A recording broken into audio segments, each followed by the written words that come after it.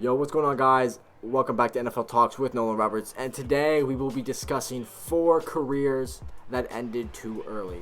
This could be for reasons such as contract disputes, injuries, anything as such, or just wanting to pursue a different career.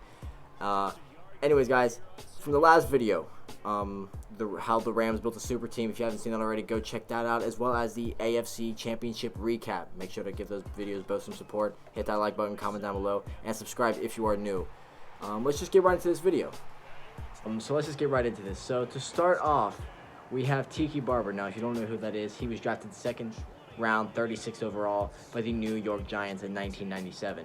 He played from 97 only to 06, so only 9 seasons the man played. And in his rookie season, he didn't do too well, with just over 500 yards and a couple touchdowns across a 12-game span.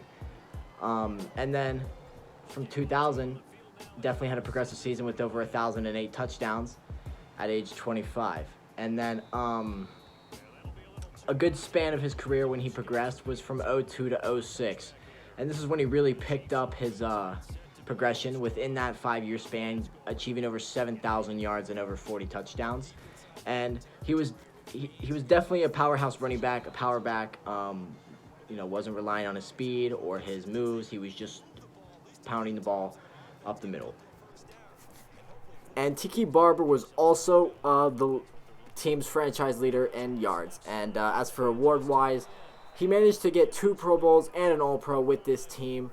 And he was obviously better at the end of his career, just within his last 2 seasons, getting over 3,500 yards and 14 touchdowns, as well as over 5 yards a carry, which is pretty impressive when you're, getting to that stage if you're about to regress in progress and everything. And he retired early because there was a speculation that he was having contract disputes with the team and everything, but it was really because he wanted to go and pursue a career in broadcasting, something to do with sports, just like Tony Romo does or what Joe Buck does or anyone like that. I definitely think he had multiple years left in the tank, with the progression that he had in his last 2 seasons. He was old, but he was only 30. So, there is definitely running backs and players out there past 30 who played past expectations. And the one upsetting thing about this was if Tiki Barber would have stayed 1 more year, he would have won the Super Bowl and helped defeat the 16-0 Patriots who ended up making it to the Super Bowl. And that would have just added onto his resume of Hall of Fame, having an extra ring. And if he would have played to 2012, he would have had a 2nd ring with the Giants. So that's it for Tiki Barber, and let's get on to the next one. Alrighty, and for number 2 for careers that ended too early, we have Mr. Sterling Sharpe. You guys might know him, you might not know him, because he did play in some of the older decades. Drafted 1st round, 7th overall in 1988 for the Green Bay Packers.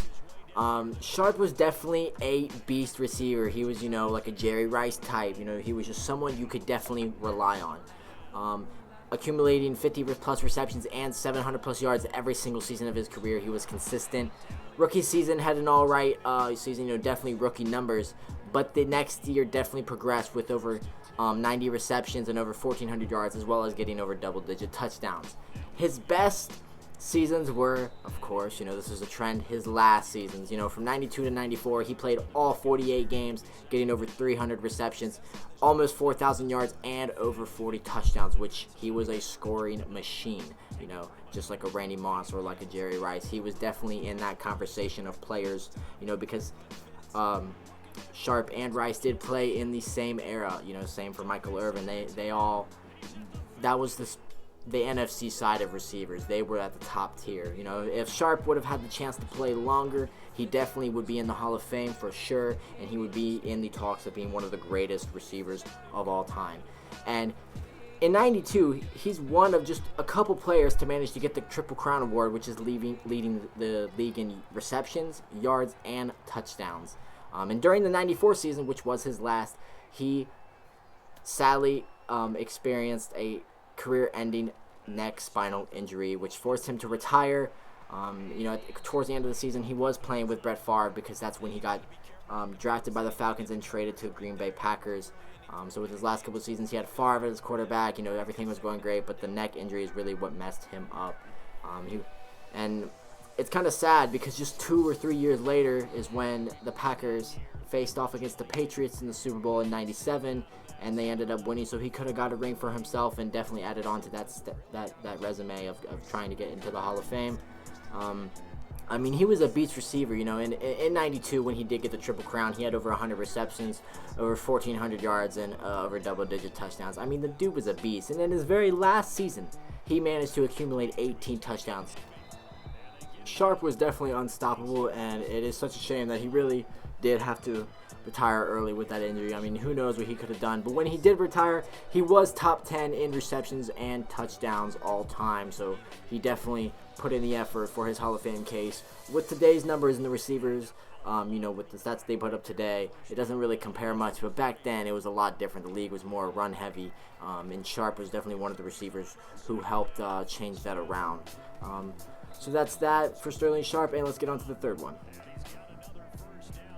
And for number 3, we have Megatron, Mr. Calvin Johnson, arguably the most dominant receiver of the 2000s and some of the 2010s. He was drafted first round, second overall by the Detroit Lions. Now, we all know the Detroit Lions are one of the laughingstock franchises of the NFL, but they have made some good choices in their draft, one of them being Calvin Johnson. I mean, the dude was an absolute monster, you know, being over 6'5" and weighing well over 200 pounds. The dude was nearly unstoppable, accumulating over 11,000 yards, over 700 receptions, and over 80 touchdowns in just 8 seasons. I mean, the dude was really broken. He was a cheat code, leading the league in yards twice, receptions once, as well as TDs once.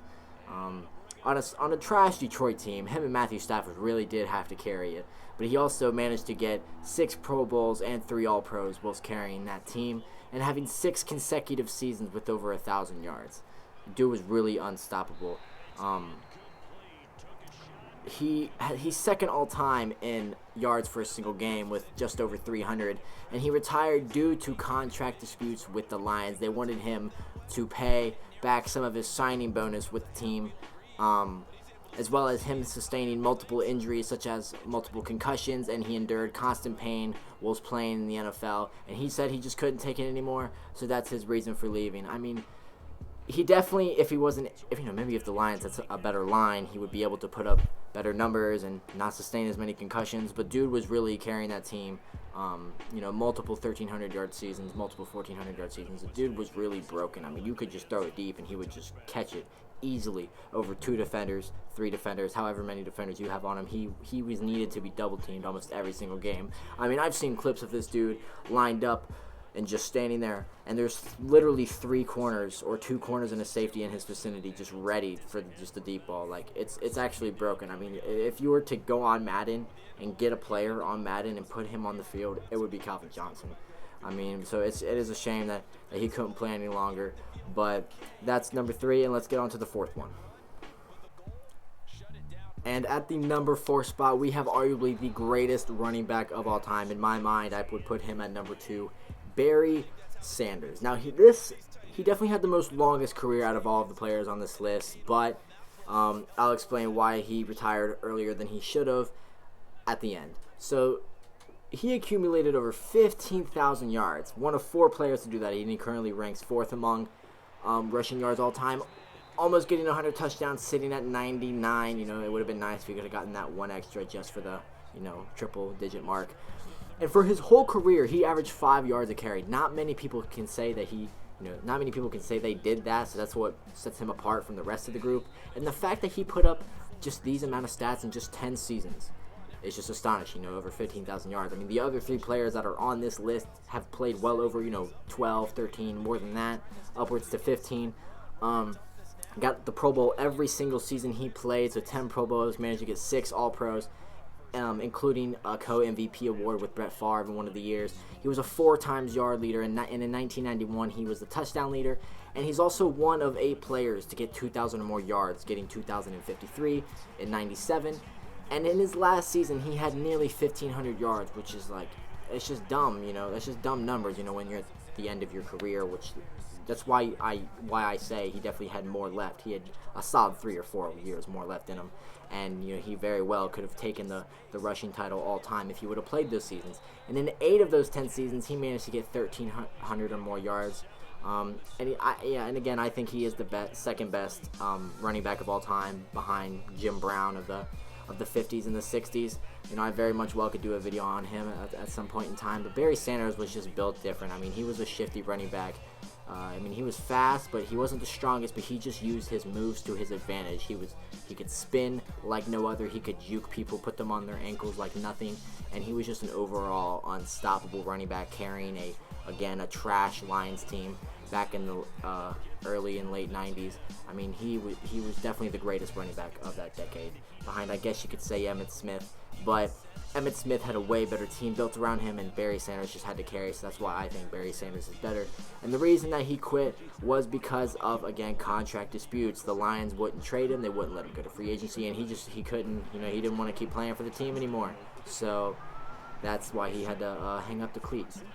So anyways, guys, thank you for the support on all the videos recently. Just keep it up if you are new. Subscribe to the channel. Hit that like button if you are new. And comment down below videos on what I should do next. And let me know any more careers that you think should have been on this list. I can list a couple right now. Sean Taylor, how he fatally died in a home invasion accident. Chris Henry dying in a fatal car accident from his girlfriend. I mean, there are definitely more players that could have been on this list, but I picked the 4 players that either A, did statistically the best for them playing and could have played longer, or just the most notable players. Anyways, guys, thanks for watching, and my name is Nolan Roberts with NFL Talks, and I will see you guys in the next video. Peace.